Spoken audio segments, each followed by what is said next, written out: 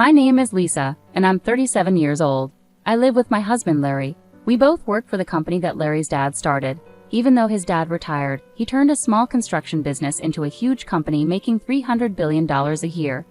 He bought other construction companies and was known for being tough but skilled in business. Larry grew up privileged and gentle. I worry he's too soft for the tough business world, despite being chosen to lead the company after his dad.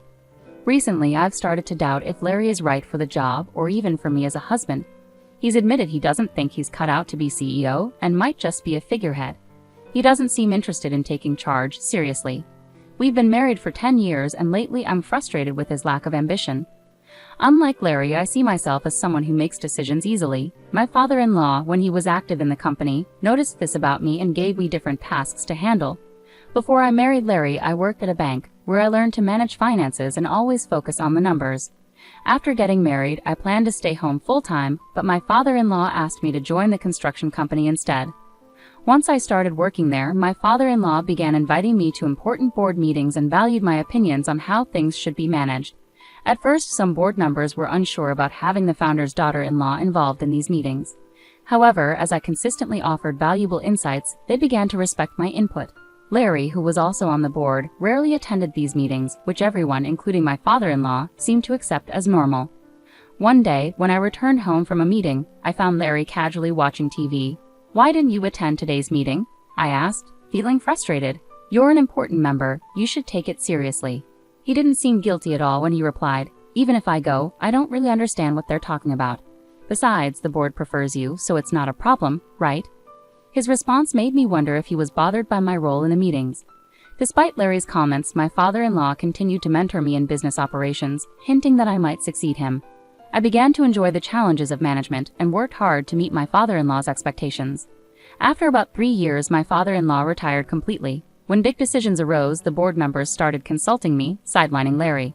I had hoped this would motivate Larry to become more involved, but instead he grew even more detached. He'd show up at the office in the morning but disappear by noon, spending the rest of the day at home. When we were together at home, he avoided discussing work altogether, showing little interest in the company's affairs. As my responsibilities at the company grew after my father-in-law retired, I found myself taking on tasks that were similar to those of a CEO. With our company being large and employing many people, I felt a strong commitment to increasing our sales and profits for the sake of our employees. Thanks to the hard work of our staff, our sales started to rise. I found the challenges of running the company increasingly fascinating and became deeply involved in my work. Meanwhile, my husband Larry seemed to be losing interest in his own job, and he began showing up at the office less frequently. Our conversations at home dwindled, and our relationship started to feel strained. "When I came home today, I ran into your sister Nancy and we had lunch together," Larry said. Nancy, who is 3 years older than me, had recently gone through a divorce due to her infidelity, which caused a big uproar when her angry husband confronted our parents at their home. Since I was busy with work, Larry, who has a gentle and calming personality, went in my place to calm down Nancy's husband. He managed to convince him to leave peacefully. Later, Nancy told me, "Your husband is really something. He handled my husband's anger so well." She was impressed by Larry's ability to diffuse the situation with his calm demeanor. After her divorce, Nancy paid alimony and seemed to see Larry in a new light. Before this incident, she may have viewed him as a rich, pampered man who lacked decisiveness. But now she saw him as a respectable business owner. Being single again, Nancy might have started to see Larry as an attractive catch, especially since she has always been drawn to wealthy men. However, I was focused on my work and couldn't imagine such thoughts. Nancy didn't realize that Larry is just a figurehead at the company and doesn't actually manage it. Nancy's ex-husband was an impressive employee at a foreign company who once boasted to me at their wedding, saying, "I'm a successful guy with a high salary, and I'm handsome too. You must be jealous." He was indeed charming, intelligent, and carried himself with style. I couldn't fathom why Nancy would cheat on such a remarkable husband. 5 months after Larry mentioned having lunch with Nancy, I came home to find him unusually serious. "Lisa, we need to talk," he said. It was the first time he'd ever said those words, and I sensed something serious was coming. Anxious, I waited for him to continue. "Actually, Nancy is pregnant with my child, and I want a divorce," he confessed. I was shocked by both the request for divorce and the news of Nancy's pregnancy. Speechless, I listened as Larry added, "Nancy wants to come over on our next day off to discuss this, so I need your support," he said. I was stunned. "So you want to marry my sister?" I asked incredulously. With a troubled expression, Larry replied, "I don't necessarily want to marry her, but if she's having my baby, I feel like I have no choice." His typical indecisiveness frustrated me, and I responded, Well, if she's carrying your child, we'll have to deal with it. Let's discuss this when she comes over. It seemed like Larry and I couldn't make decisions together, so I decided to talk directly with my sister to sort things out. Despite already deciding on divorce, I felt the need to consult my father-in-law about the company's situation. Being the daughter-in-law of the founder, I was deeply involved in running the business, but divorce would mean losing that connection. The next day, I visited my in-law's house and told my father-in-law everything Larry had said. My mother-in-law, delighted at the news of her son having a child, fell silent under my father-in-law's stern gaze. It seemed she cared more about her grandchild than the company's management. After pondering for a while, my father-in-law smiled and said, "Lisa, I want you to continue managing the company as you have been. Larry can do as he pleases. I'll handle the rest." It was clear that my father-in-law valued the company's management over his son or grandchild. Even though he was retired as the founder, his influence was significant, holding most of the company's shares, ensuring no executive could oppose him. I was becoming more invested in my work and reluctant to step away from it. With my work situation settled, it was time to talk about the future with my sister. On my day off, she came over with a big smile and said, "Lisa, it's a shame you couldn't have a baby. I'll give you a good amount of money for consolation. Please leave this house right away." She spoke with a hint of triumph. My husband sat silently through our conversation, despite being the cause of the issue. I was shocked by his indifferent demeanor and replied, "Divorce is fine, but we also need to discuss alimony and property division with a lawyer to settle things properly." Turning to my sister, I added sarcastically, "I never imagined you'd fall for someone like Larry." She glared at me briefly but quickly composed herself. "I've come to realize that it's not about looks with men, it's about what's inside," she said. It struck me as amusing to hear her speak so confidently about understanding my husband's true nature. Holding back my amusement, I said, "That's wonderful. I hope you'll be happy together from now on." The inner self my sister referred to might have been money. She seemed to believe my husband was the president of my father-in-law's company, though she clearly hadn't heard it from him directly. After our discussion, my sister announced she would move in and had a moving company ready. Anticipating her quick decisions, I had already arranged for a new apartment and only took essentials with me. I hired a lawyer to prepare documents for property division and alimony. The next day, after moving my belongings, negotiations began with my husband and sister, led by my lawyer. My husband remained silent with an indifferent expression, while my sister did all the talking. "As I mentioned earlier, I'm willing to pay whatever alimony you decide on. Please take your time to decide," my sister declared. Upon hearing this, my lawyer decided to pursue alimony from both my husband and sister. Knowing my sister was already making alimony payments to her ex-husband, the lawyer had warned it might be challenging to claim more from her. However, since she offered to pay whatever I wanted, we proceeded with the claim. When discussing the division of property, my sister confidently stated, "This mansion originally belongs to Larry's family, so it shouldn't be included in the property division, right?" The lawyer calmly replied, "This building and the land are owned by the company, so that decision rests with the company." To my surprise, even my husband seemed to believe the house belonged to his father. "Oh really? I thought this house was Dad's," he remarked casually. This revelation caught my sister off guard, prompting her to challenge the lawyer. "Wait, so does that mean I can't live in this house?" my sister asked. The lawyer replied in a matter-of-fact tone, "Since it's owned by the company, you can stay if the company allows it." Relieved, my sister responded, "Oh, you should have said that earlier. It's fine as long as Larry, the president, lives here." The lawyer looked momentarily surprised, then burst out laughing. "What are you talking about? Lisa is the president, not Larry." Realizing my sister had planned to move in with my husband without knowing this fact, I couldn't help but laugh. She turned to Larry in shock and exclaimed, "Larry, you're not the president?" I intervened on behalf of my husband, who looked troubled, and clarified to my sister, "Larry holds the title of advisor without any executive authority. I, on the other hand, serve as both an executive director and president.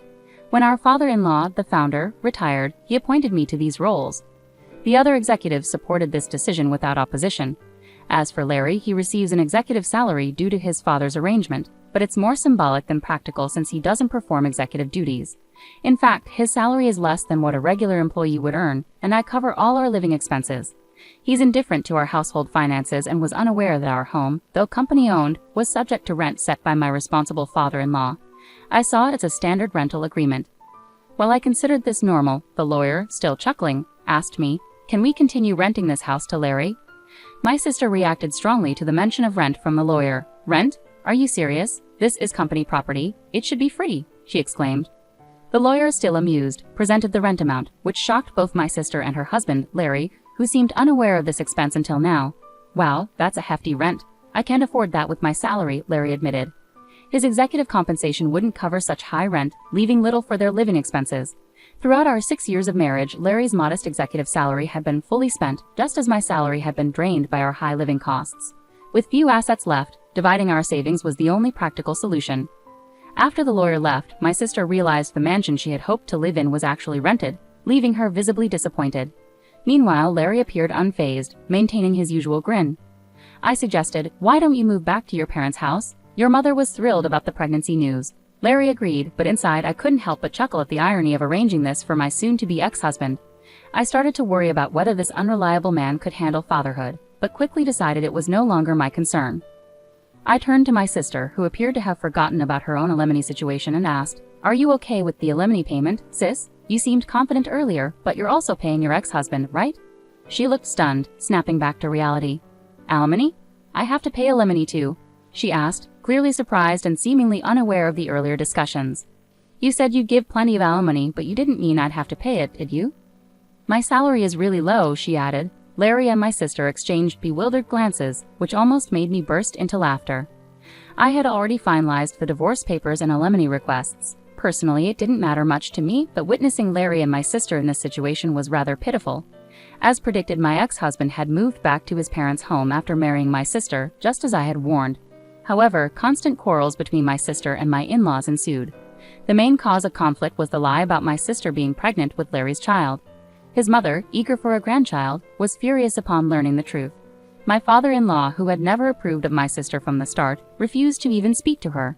He covered the alimony for Larry, which was promptly settled. Witnessing the drama unfold, my sister pleaded with my father-in-law, "Dad, could you please pay my alimony too?" His response was stern and angry. "I have no reason to be called Dad by you." He was visibly upset. Seeing that nothing was going her way, my sister left my ex-husband's family home abruptly, without saying a word, and disappeared. It became clear that she had remarried my ex-husband simply to shoulder the burden of alimony, a decision that seemed incredibly foolish. My ex-husband appeared to contemplate reconciling with me, but his father admonished him, "You're not the kind of man who should even consider starting a family. You can't even take care of yourself properly." Reflecting on everything that had transpired, I knew it was for the best when Larry initially agreed to return to his parents' home. While his mother was thrilled about the prospect of a grandchild, I couldn't shake the feeling that Larry was entirely unprepared for the responsibilities of parenthood.